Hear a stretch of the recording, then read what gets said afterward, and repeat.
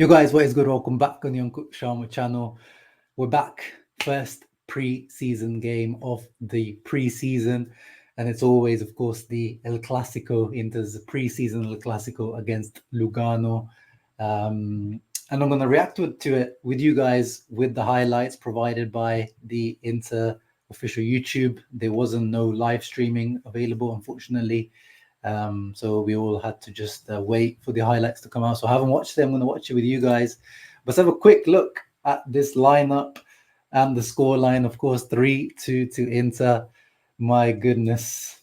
Some of us forgot about him, but the barbecue Azado merchant, Tuku Correa, reminded us straight away, 12 minutes in, that he's back. And then good to see Taremi with 2 goals. And we also conceded 2 goals and a penalty. But in terms of the lineup, this was the lineup. Lots of random youth players, of course. This is the, hardly any of the first team players are here at the moment. Good to see Josep Martinez in goal for his first unofficial start for Inter. Fontana Rosa's back from loan. Lots of other, this guy I've never heard of, Berenbroek, but I've heard of some of course, Fontana Rosa. I've heard of Kamate, who's linked to Hellas Verona, actually. On a potential move. Agume, funny that Fotmob has given him a squad number of 0. That's how out of the project he is. That he doesn't even get a squad number. And Carlos Augusto on the left-hand side. Mkhitaryan, of course, impossible to get rid of him. And speaking of a potential, not potential move, someone who'd recently moved for 2 million euros to Lugano, Zanotti, who was on loan to in Switzerland last season, did decently well by the sounds of it, but not quite enough to get redemption from that team. But Lugano signed him for 2 million, and he played against us today. And then in terms of substitutes, it actually doesn't show who came on, but I believe pretty much all of these guys in the end came on. This guy, we don't want to talk about him. He's back here as well. But I don't know actually if he played. I think Di Gennaro came on, but I don't think Radu came on in the end. And then Topalovic is someone who we signed recently. Very, very interesting young player from Slovenia.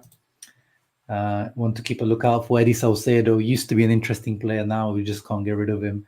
Also is another one to watch out for. But yeah, let's get into it and watch these highlights. I've got the sound off, but I'm guessing it's the usual Roberto Scarpini doing the commentating. And I think we've lined up. Yeah, of course, our new kit's not been released, so we're just playing in our new training shirt. And you can see the numbers are actually just like printed on at the front. I don't think they even have their names at the back. Yeah, it's just a eFootball sponsor and a number plastered on the front. Bisek passing it forward. Oh, Taremi, look at him getting involved straight away. No shin pads. Back to Correa. Oh, gets past him. Oh, nice goal. Nice goal. Now, of course, people were, tagging me when Correa scored, saying like, "Oh, your guy's back," or maybe this is the 4th, 5th striker Inter one. But no, guys, let's not do that. Let's not be doing that. We know he does this in preseason. He always looks good in preseason. And here again, linking up with Carlos Augusto. Crosses it in to Taremi. Ooh, tries to go for the acrobatic. Nice attempt. But again, you see Correa linking up nicely. It's crazy that last season, the first goal of the season was scored by Giovanni Fabiano, of course, went to Bologna. This season, it's Correa. So I won't look into any type of symbolic nature to that first goal. And here I'm guessing, is this the penalty? Yeah, this is the penalty. What was it for? Was it Fontana Rosa? Oh, God. Now my YouTube's freezing. Yeah, it looks like maybe it was Fontana Rosa. Straight down the middle. No chance there for Martinez. I'm not really sure what the penalty was for there, to be honest, but I don't even want to go back and look at it. Guy driving in for Lugano on the edge of the box.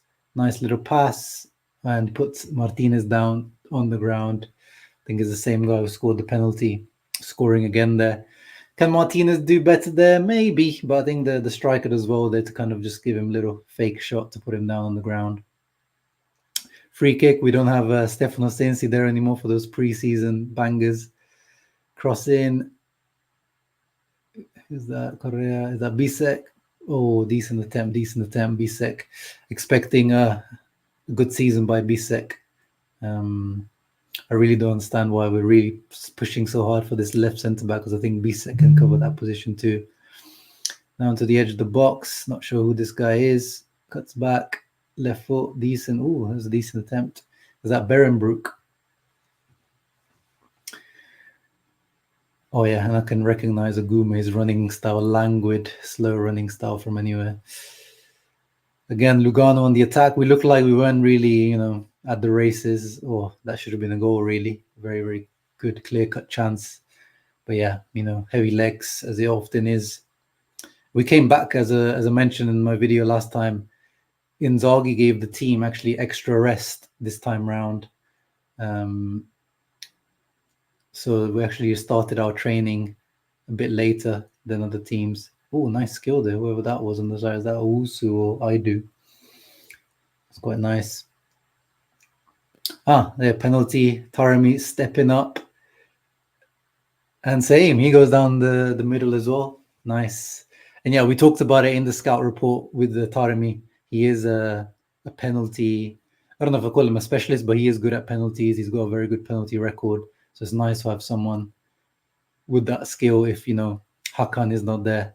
Because, when Hakan is not there, Lautaro is going to be trying to take them. Oh, that could have been another goal, to be honest, for Lugano there. Very, very poor defending, but, it is what it is, pre-season. Now Inter on the counter-attack. Nice ball into space to Taremi. Decent pace as well. Look at him. Not a slouch. Oh, and a lovely, lovely finish. Yeah, it reminds me of the way he moves as well. Reminds me of Dzeko, but seems he's got like a bit more zip about him, of course, compared to Dzeko, which is nice to see. And very ice cool in the veins. Very nice finish. Enjoyed that. And then now Di Gennaro isn't go. Oh, what a save. What a save, Di Gennaro. Of course, we'll be the third keeper again this season for sure now. Now we've got pretty much two starting goalkeepers. So he's not going to get any minutes, but good to know that he's there if needed. And there is the final whistle where we see Salcedo slightly getting involved there. Yeah, I mean, it's good that at least we didn't lose. I mean, it doesn't matter if we lost or not, but it would look embarrassing if Inter lose to Lugano. But yeah, very, very happy for Taremi. Mehdi Taremi has arrived. Of course, we want to see him in more challenging games when things get more competitive, but early signs are looking good. He's looking, in the interviews, he's looking very, eager to impress in this, little highlights. He also looked eager to impress and already kind of getting involved, building a partnership with Correa, which hopefully it doesn't need to be built when Correa is sold soon. AEK Athens are said to be linked to Correa. But yeah, Taremi, potentially could be challenging Thuram for that starting spot. Who knows? Thuram had a great season last year. Wasn't so good at the World Cup. Has he got that mentality to keep going, keep working hard, keep trying to improve? So we'll see. We'll see how things work out. But I think it will be, in terms of just straight up characteristics, Lautaro and Thuram just work really, really nicely. But I think Lautaro and Taremi is also going to work nicely. I just hope that they build a better partnership than Dzeko and Lautaro did, because it took more than a year really for Dzeko and Lautaro to really start clicking together. On this channel we used to make a lot of fun and memes about, is Lautaro and Dzeko again, because with that partnership just wasn't quite clicking up until Dzeko's last season, to be honest. And we used to say, I know now he's become the meme. We used to call for Correa to start ahead of Dzeko sometimes, or even, Correa starting ahead of Lautaro, when in the first season he was a decent player, which now he's complete shadow of. But we still do need that one more player up front, which is another reason why I'm not really interested in this whole left centre-back saga. I want, the number one name is Gudmundsson from Genoa that they won apparently, but he's got this legal case hanging over him, which for good reasons I don't think we should be touching right now. until that's resolved. But that's the type of guy we need, the Alexis Sanchez replacement, the alternative to Thuram, someone with a bit of pace, a bit of dribbling, a bit of creativity, adds something different, because we've got the big guys of Lautaro, well, not big guys, but proper number 9s, Lautaro, Taremi, and of course, don't forget, we also have Arnautovic.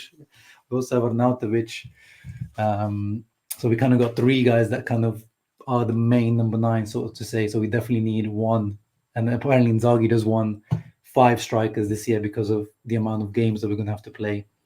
Whether that's Carboni, if we don't buy anyone, I'm not sure. We'll see. But anyway, you guys let me know in the comments down below, what did you make of that